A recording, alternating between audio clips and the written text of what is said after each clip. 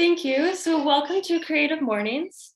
The Victoria Arts Council respectfully acknowledges the Lekwungen-speaking people whose traditional territory we operate and have the opportunity to create and share our art. We acknowledge the Songhees, Esquimalt, and Wasanik First Nations whose historical relationships with this land and diverse cultural heritage continues to this day. So August's theme is critical. To be critical means to be like a sieve, dividing and separating. Our critical abilities allow us to discern the insubstantial from the made to last, the credible from the untrustworthy, the sincere from the ego-driven. We do so by gathering more information, seeking nuance, and locating something in this specific context. Our Calgary chapter chose this month's exploration of critical. Meta Mosaverzeta illustrated the theme, and MailChimp is presenting the theme. So thank you to MailChimp, Creative Mornings' official global partner for marketing. Their one-of-a-kind 2022 benchmark report, MailChimp & Co. surveyed over 2,000 marketing professionals from around the world, hearing from freelancers and agencies alike to see what they're doing to thrive in their work. A key theme kept emerging: pride. Over and over again, respondents said that no matter what challenges they faced over the last year, they remained immensely proud of their work, their businesses, and themselves too. More information is available online. Thank you to the City of Victoria and the CRD for their continued support. And thank you to HCMA. HCMA is an architecture firm that designs buildings, brands, and shared experiences that connect people. So we are from the Victoria Arts Council, and we'd like to share our current exhibition From Here On, which is on until this Sunday, the 28th. From Here On suggests a point of departure, a moment from turning from what was towards new and undetermined directions. The work presented has been created by 10 graduate students in their MFA at the University of Victoria, including our speaker today. Our hearts are really hurting for what's happening in the Ukraine right now. We have 3 chapters in the Ukraine, and the Creative Mornings community team have been in touch with them. They're currently doing okay, and when asked what they needed, they sent some resources and organizations that we can work through to help out. That information is all online at the blog post at creativemornings.com. And without further ado, please welcome our speaker today, Kosar. Kosar Movahedi is an emerging artist whose practice explores space and time in relation to visual perception. Current work revolves around the relationship of image and experience through photography, video, drawing, and mixed media installation. Kosar holds a Bachelor of Science in Architecture from the University of Tehran and is a MFA candidate at the University of Victoria. Her work has resulted in exhibitions and publications in Canada, Iran, Kazakhstan, and the United Kingdom. I will now pass it over to Kosar. Thank you so much, Cass. I'm so glad that this is among friends. It makes me feel so much better. I'm going to share my screen and present you with slides. I think most of you know me, but I'm still going to say my name's Kosar. Thanks for having me. Thanks for the introduction. And it's really nice to see familiar names here. I moved to territories of Lekwungen speaking peoples, which we know as Victoria, last year to start my master's in visual arts at UVic. And so I'm going to share a little bit about myself, my art practice, how I started, and a few ideas that are in it. And then I want to float a few ideas and then hear your thoughts or criticisms at the end. And when I heard of the theme, I started thinking about the parable of the elephant in the dark. It's a classic poem by the great poet Rumi. It's originally in Farsi. I have a translation of it in the next slide. And so the story goes, once upon a time, there was a town where no one had seen an elephant or knew what an elephant was. And so overnight, as an offering, a group of people from India bring in an elephant. They bring it overnight, they put it in a dark room, and the people of the town are really curious to know what an elephant is. And so one by one, everyone goes in, examines the elephant in the dark, and each of the people comes out to say how they experienced the elephant. So each person goes in, seizes a portion of the animal, and then offers a different analogy of what the elephant could be. So the person who, say, like touched the trunk says the elephant is like a water pipe kind of creature, or another person touches the leg and thinks the elephant is like a pillar, like a tree, or if someone touches the tusk and thinks the elephant is like an ivory sword, or like touches the tail and thinks it's like a snake. And I guess you get the idea. And so the story is really about the limits of our perception, and how experiencing one perspective of something About can make her us mistake it for the whole. artwork presentation. Yeah, okay. Yeah, so the limits of our perception, how like we can see one part of something and then mistake that for the whole. At the same time, I think that right now we live in this like digital world where like information is so accessible to us. Commentary is like so abundant. So we don't really have to experience the elephant on our own. We can immediately Google what an elephant is. We can access that information very easily, and we don't have to draw original meanings or opinions around things. And maybe in that process, we lose something of the experience itself. So it makes us uncomfortable with being in the dark, or like we're not very comfortable not knowing where things are coming from or what the big picture is. And so in photography, I'm really interested in those moments of like not knowing, of ambiguity. And when it is that like we're not exactly sure what we're looking at. So I'm gonna show a few slides that revolve around that idea. This is from the exhibition From Here On. Lucia, who's here, is also in that show. It's on until Sunday at the Victoria Arts Council. I work across several mediums: photography, video, drawing, sculpture, but primarily I've worked as a photographer, and it's how I started. And it's very attractive to me, photography as a medium, because it deals with the borders of truth and perception, and it's sort of like our like sight perception dynamic. It's very directly related to our visual perception of things. This work, for example, is a drawing and a photo next to each other. The drawing is small, as 6 inches tall, and the photograph is large and 66 inches tall. But so like examining the elephant in the dark, in photography, you're also limited to one perspective of things. So there's one frame and there's like one way of seeing things. And I think there's a lot of power in honing in on that like one perspective and trying to like suss out the rest of it.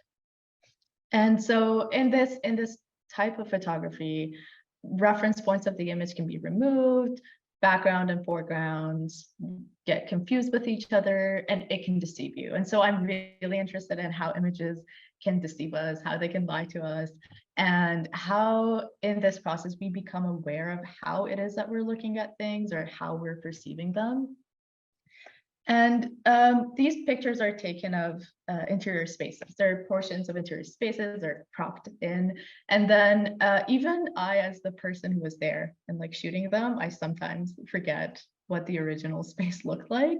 And I find that to be very cool when that happens. I'm like, I have to like go back and look through my catalog to like figure out what it was that I photographed in the first place.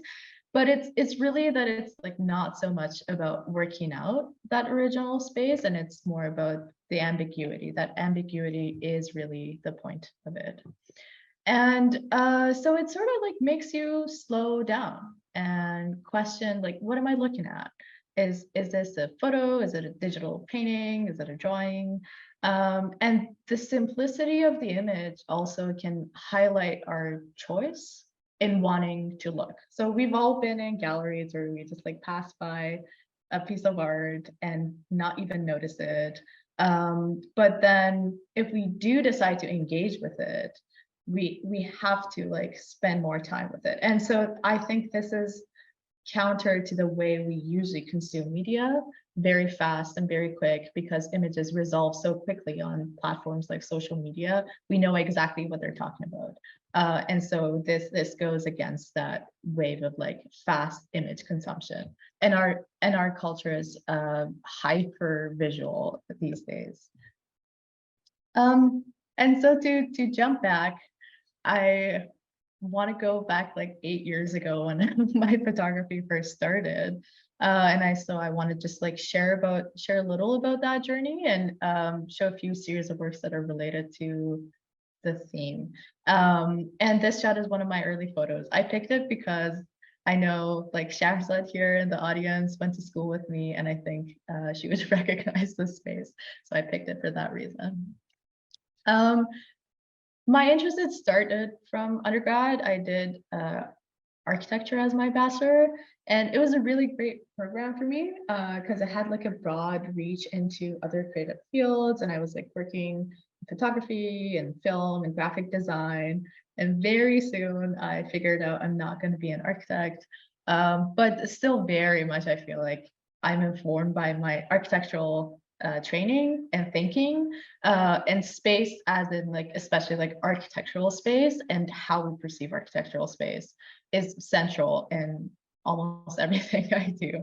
And so these images are from a series of works I did called Concrete Ideas. I'd spend a lot of time in urban environments. I would like try to capture the relationship between buildings and light and shadow and create formal compositions in the camera frame.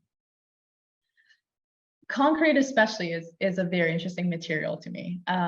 First, because I'm very interested in modernist and brutalist architecture, but I like how it's a simple surface that can act as like a blank canvas for light and shadow to come to life and like be more pronounced. But unlike, say, for example, like brick walls or like wooden slabs that have busier surfaces, concrete is more neutral, but it does have texture. And that texture speaks of the way it was cast, and it can bring some sort of emotion to it, but also it acts as sort of like a skin. And I don't know, for me, it always like it's porous, and so it resembles skin in a way for me. And when I'm trying to like look at spaces in this way, I'm trying to separate the architectural elements from their function and their setting. So if you crop in and remove them from their context, it's like, it's not important what the building is, if it's a home or residential or like a business space or a university. Instead, we try to see patterns, lines and shapes, and also like form a relationship between them in a rectangular frame. And this creates a sort of tension that I think is very exciting. It's like the tension between the familiarity of the elements, like a staircase or a wall, and then the disorientation of not really knowing where the photographer is standing or what the perception of depth is, and not being able to like place ourselves in the photograph, sort of being stripped of gravity in a sense. And this is an approach that is like a very everyday practice for me. I included these shots because they're the University of Victoria's campus. And whenever it's sunny, it's just, I'm so excited. I go out, I walk, and I'm on the hunt for pictures for my Instagram. But yeah, so it's like, it's a very routine and like intuitive, organic way of working, and makes me very aware of like observing the world. So I really like it for that. As I was still in school, doing architecture, I did a series of photographs called Flat Space that were this like pivot point for me. And basically ever since, my practice has been informed by that series of works. And it stemmed from my interest in physics, and especially how physics influenced modern art in the 20th century. In art history, we know that Einstein's theory of relativity directly influenced the arts, and it gave rise to movements like Cubism in art, and how like subjective perception of the world as viewers is examined. So in the case of Cubism, and I don't know enough about these things to talk about them in detail, but in the case of Cubism, it's how one thing can be seen from multiple points of view at the same time. So in our building where our architecture studios were, we had this like staircase, and there was this like tall multi-story window. Light would shine from this window onto the staircase and create moments like this one in this photograph.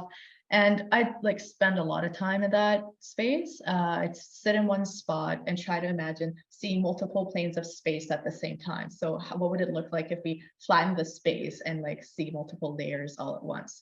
And then like, again, composing them in a frame. And so these are some of the shots that came from that, and fortunately were published in a few places. The images, again, like strip the architectural elements of their function. So it's not wall, stair, or ceiling, it's line and shape. And also it works with the idea that conceptually photography is a flat two-dimensional medium, and it inherently cannot depict space because space is 3D. So a 2D flat thing cannot depict three-dimensional space. And similarly, we know that even like the image we see with our eyes in an optical and physical way of thinking is also flat, and it's also upside down. So depth is our mind's perception, or it's our mind's work. And then because of our brain, we also see it right side up. But I'm not a scientist at all. I only like use these after the fact to describe the work or try to make sense of it. The process of making the art is very intuitive. But I am interested in the ways that like we perceive things, and like how images as flat objects try to show space. And so I became very obsessed with drywall interior spaces. I always do this exercise, this like game. I look in like a corner of a room and I try to imagine that it's flat. So what if it's like a painting on like a piece of cardboard?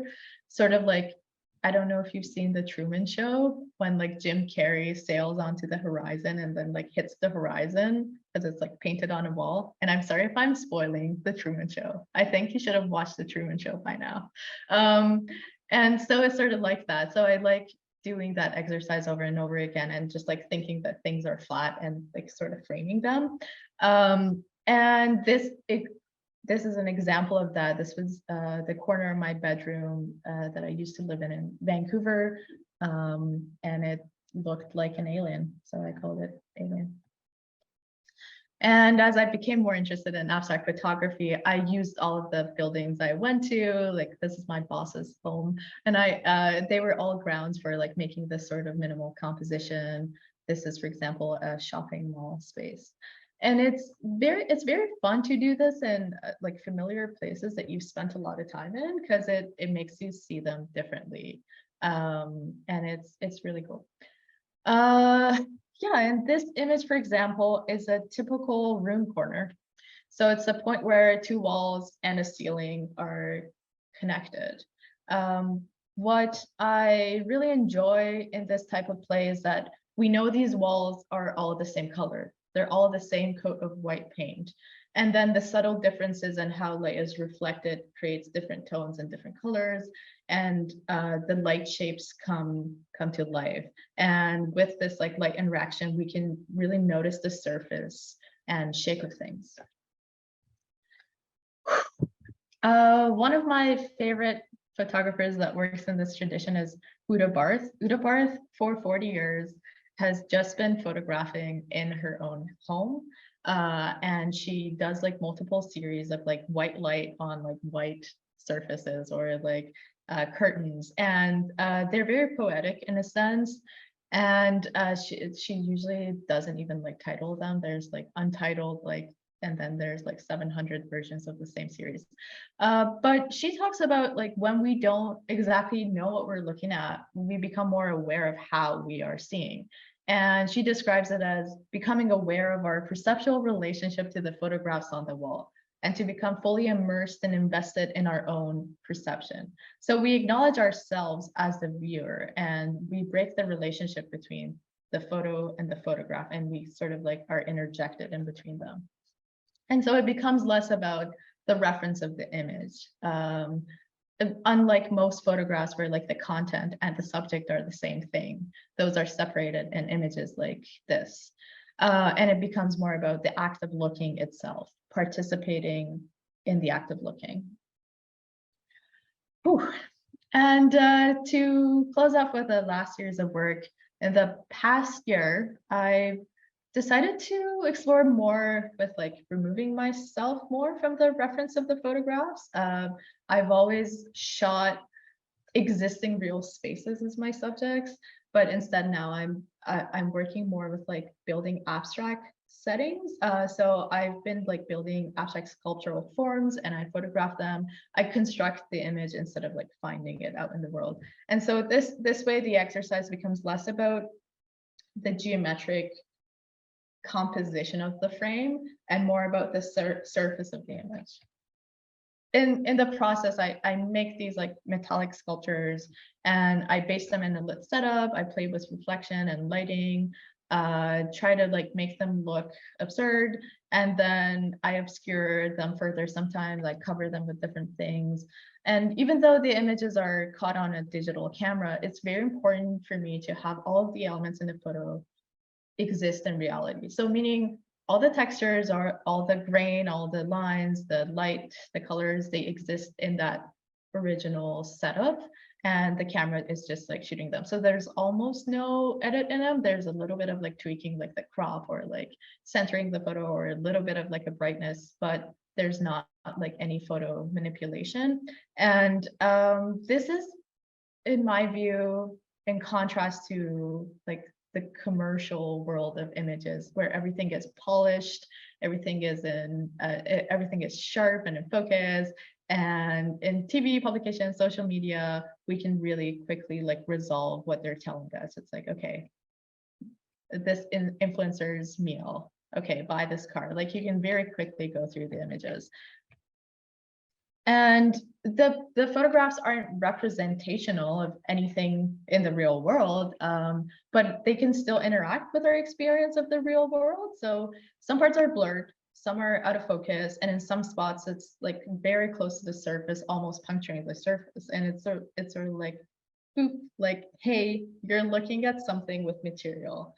This is an image on a physical monitor or on like physical paper, and wanting to like bring that surface to our attention. And this is also true of texture, the way that texture can give material to an image and act again like as some sort of skin. And most of the time we perceive photo and video to be mediums for documenting truth or reality. I'm very interested in my work to subvert that and think of the ways that photographs can be ambiguous. And as I'm like continuing with this, I'm experimenting with different lighting and colors. A lot of my work is muted, but now I'm doing more in images like this, like vibrations. It's called vibrations. And also like the scale and like different materials that you work with can change your perception of these images. This one, for example, I really didn't like the image when I first caught it. I had like test prints of it and I did not like it until I printed it in a large scale that is kind of taller than myself. And I started to see how images can interact with our bodies and create even like sensations, like the way color field paintings sometimes create sensations in bodies, and they become like figures, even if not figurative works. So I'm very like, I'm still exploring and experimenting with that aspect of things.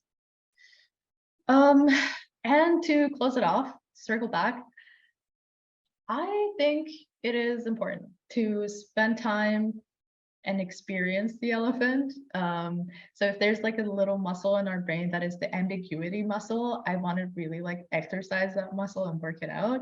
And abstraction does a wonderful job of doing that, like making us rethink things, be critical of things, and challenge the conventional ways of seeing things.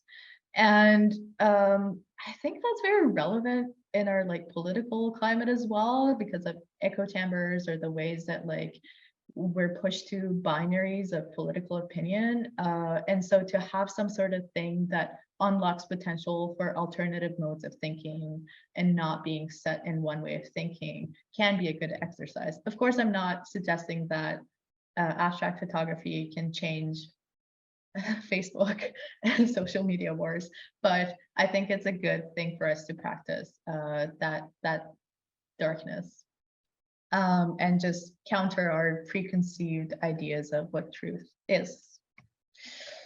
That's it for me. Thank you for bearing with me. Please feel free to ask me questions. I can go back to any of the slides, bring them up. If you'd like me to elaborate on anything, if you think I am wrong, I'd love to hear it. And yeah, that's it. Thank you. Thank you so much. Thank you so much, Kosar. That was great. You're welcome. Yeah, let's have a bit of a Q&A. Please feel free to unmute yourself and just ask a question. Otherwise, you can write it in the chat, and Cassidy and I will help moderate. We can read out your questions. Yeah. Yeah. I can go first if no one minds. Hi, Julie. Hi, Kosar. Great talk.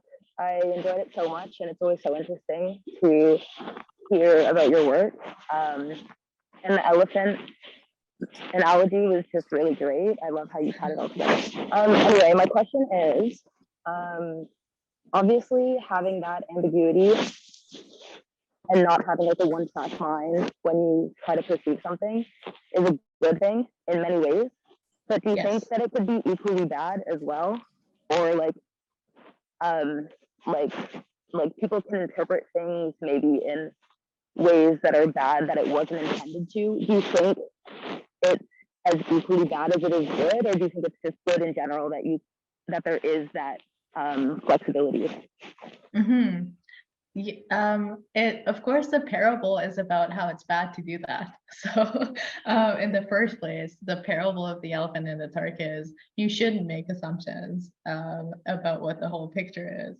And I'm just like trying to say, but sometimes it is good to do that, but you're right about it. Yeah, of course, like sometimes like being clear is what's needed, and that's what happens with a lot of like scientific ways of thinking and trying to be like objective instead of being opinion based. But I think we sometimes overdo it also. I don't know what you think about this, but I think we have this urge for knowing everything, and it's not always productive because the ways of like knowing things again like that echo chambery kind of feeling, like we get set in our own ways, so we can't imagine other alternatives. And I think in our like culture, we sort of like think we already know everything, or like we think we've like uncovered everything. So I think you are right that it can be very terrible at times for subjectivity to be very present.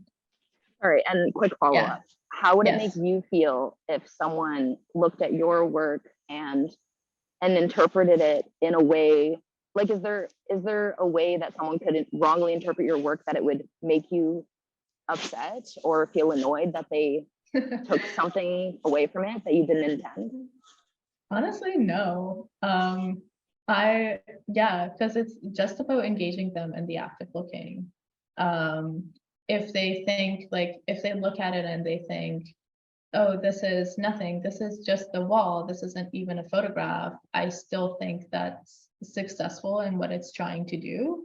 Or if they think it's a drawing and not a photograph, it's again what it's trying to do. It's not like I'm like portraying something representational that could be mistaken for another thing. In this specific type of work, like I don't think someone could like have a racist idea because of like seeing my photographs so that I'd be like offended or not want them to get it. I think it's really about like the act of engaging. The harshest thing anyone could say is like, this is not art. I'm like, yeah, exactly. Let's have that conversation. I want you to think about what is art. Yeah, tell me why you think this is garbage. So yeah, no, I don't really think that could happen. Yeah. Thank you. Yeah, no, thank you. That was a great question. Lindsay, did you have a question? I do. Hello. I enjoyed this presentation because I have interacted with Kosar's art a bit in my friendship with her, but I rarely get the opportunity to see her process from like beginning to end. So this is extremely satisfying to me. So my question for Kosar is as follows. So like you whenever can come into my DMs and I'll do like the long extended director's cut. Oh my God, so like I guess like in my progression of like interacting with your art, Kosar, like I've really embodied like the appreciating the discomfort of ambiguity. I like definitely felt privy to like, you know, like we live in a society where things are so graspable so fast, you know, and like your work is unsettling in that like it's like not intended to be that. And it makes you really like stop and think. And so for me, like the affect that comes out of that is honestly like frustration and discomfort, which I know is what's intended for me. But also I'm curious, I want to ask you, because you have to answer here. Like, is there anything else that you want to create? Like, I think like in my growth of like my whole life, like trying to like slow down in general, I'm trying to create peace, for example. Like, so I wonder if like there's anything that you're trying to create in the ambiguity aside from, you know, confusion. Confusion. That's a great question. It's not like confusion for the sake of confusion, because you could confuse many things. Like, why am I not like taking photographs of other things? It's more that I'm always like involved with space in a way, and like more about, because I've had to think about space for so long and just like trying to design it at first, that I've become like very observant of like how it affects me. So it's mostly about that. And like what I don't think, I don't, that's a great question. So I feel I need to think a little more, but it's like, what am I hoping to achieve? Or like, it's not really trying to be unsettling, though it sometimes is. But yeah, okay, let me think. I think for me, it's like personal and like a process. And the photograph is a document of that process of like me moving in the world and like seeing these things. And then what like I really appreciate is sometimes like friends send me pictures of like light coming through their window, and they're like, oh, like this is a photograph, like your photographs. And that makes me really happy, because I'm like, I'm making someone notice what I'm noticing. And my like self-centered narcissistic urge is to just be like, this is how I see the world. And I just like, if my job is to like point at things I see and be like, oh, look at that, that looks so cool, and like to have other people experience the same thing. So it's like really the process, and like it's personal for me to like be doing that. And for me, like I'm a very like all over the place person. And I'm not like the most like zen, like slowed down person out there, but having to like check back into the body and like be the person looking, and like having the camera and like making the act of like observing something, that's the part that I really appreciate, like for my own process of things. And it makes me like more in tune with my environment. But yeah, I like the idea of like, what if this looked like something else, or like, oh, like this is deceiving me in the way it's an illusion. And so that's cool. And I like that. So I keep doing that. And I don't really have much control over it. But there are things I'm exploring now that are a little like outside of this. Like even still like thinking about space. I think you saw some of my work that was like making like pockets, or like working with clothing and like building sculpture with clothing. That was again about space, but like how our bodies can like take up space. And because like in those works, which were not in this slideshow, it's like clothes are like second skins, and they're outlining the space we occupy. And then like for me, like the pockets were this like in between space, negotiating between like the private being of our bodies and the persona we present to the world, and like how we negotiate that. And then how like things like power and gender and like what we're holding are like involved with something like pockets, gender specifically, because women's clothing doesn't have pockets, or good ones. But yeah, so those are some of the things that I'm like still thinking about, and I'm dealing with. And now like doing more drawings, like the one in the Victoria Arts Council show, I'm like, okay, now I want to do the photography in a slower process. And it was because the photograph was so much about depth and like how you need to like sort of like try to figure it out. And then it's still a photograph, so it's a snapshot. Even if the editing takes a long time, like it's still like one moment. It's not so slowed down. But then I spent 2 weeks like doing a tiny drawing where like it was real, like it was the process of like slowly doing that and creating like depth. And so those are some of the processes that I'm interested in right now. And like I don't know if that answered your question. I have a little follow-up. So like Okay. I wish I will talk to you about this offline because I feel like I have so many things I want to talk to you about. But Okay. but like I'm just gonna go back a little. There's a whole slew.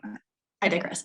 So it sounds to me like in your process, like it's kind of mindfulness. And like I know like I've sent you the pictures that you've mentioned. And for me, it's like I stopped like as I was walking the street, like I was visiting a new place and I saw like a cool piece of architecture and I tried taking a good composure of it to capture what I thought was cool about it. I think, you know, but like it was a mindful practice of being present in my surroundings. So I guess a twofold follow-up question to you, like, do you consider yourself a mindful person and do you think your photography helps with it? I do think photography can help with it. I don't consider myself a mindful person. I consider myself who is very interested in becoming a mindful person.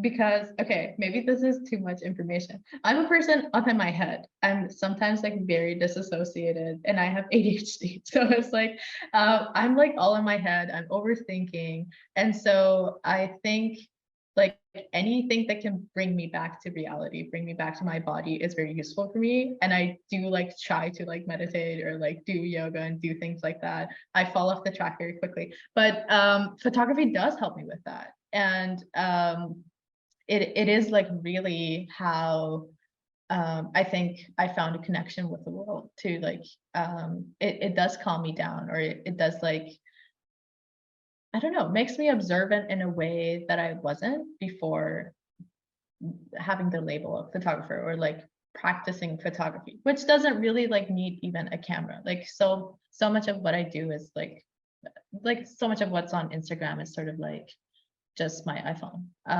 And it's really that like moment. But yeah, I think it totally helps me. I don't think I'm again like a Zen person, but I aspire to be. Thank you. Okay. Yeah, thank you. I'm trying to read this question from Kagan. It's clear that environment or location plays a big role in the development of your series. I wonder what you hope to take away from your time in Victoria. Great question.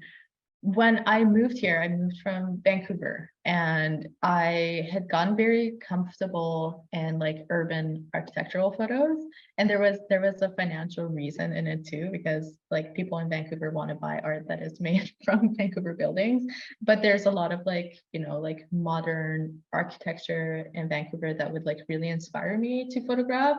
And then when I moved here, it's like, it's very different. It's a very different type of architecture, but also I'm in Gordon Head, so it's like more like the natural environment. And so I think that was why I decided to move from like just shooting architectural spaces and into like constructing the image and so, like coming up with sculptural or farther removed from reality objects that I could like practice in. And I made a few videos also. I didn't have time to show these and they haven't like been realized in a concrete series yet, but I also have videos in the same style. And so what I'm hoping to achieve is I want to work on video as that, you know, document of truth also, because it is like basically photography, but the sense of like bringing time and space together and like the way that time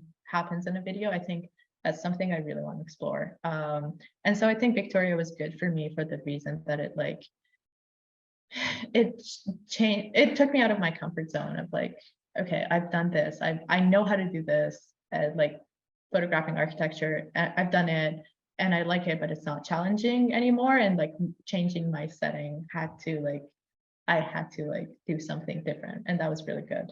And I still haven't resolved all of the questions. So I'm still asking. I hope that answers in some way. Okay, cool.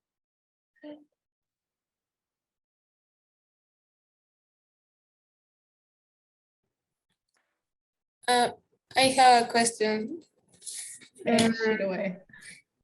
Well, I had two questions, but you kind of answered one of them, which was that what was the relationship between your process of taking a photograph and your process of drawing, and also if like because I know that lately you've been trying to draw more often, and I wonder how is this different from when you were taking the photographs.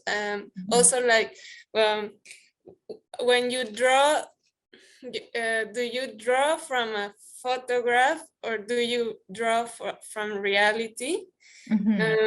But you kind of already talked about that. Yeah. So another question came up, which was, I noticed that most of your work is black and white or grayscale, but there are like one or two in which you use some color. And I was wondering, I feel like the grayscale is like the